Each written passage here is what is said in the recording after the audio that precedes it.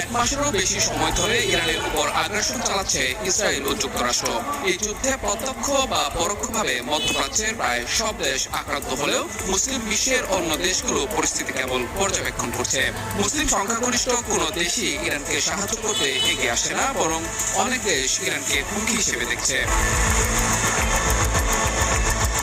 অন্য দেশগুলোর সঙ্গে ইরানকে সরাসরি সাহায্য না করলেও সমর্থন জানিয়েছে প্রতিবেশী দেশ ইরাক। 2003 সালে সাদ্দাম হোসেনের পতনের পর থেকে দুই দেশের সম্পর্ক বৈরিতা কাটিয়ে বর্তমানে কৌশলগত অংশীদারিত্বে রূপ নিয়েছে। দীর্ঘ শত্রুতা ও 1980 থেকে 1988 পর্যন্ত 8 বছরের রক্তক্ষয়ী যুদ্ধের পর বর্তমানে ইরান ও ইরাক ঘনিষ্ঠ মিত্র রাষ্ট্র হিসেবে কাজ করছে।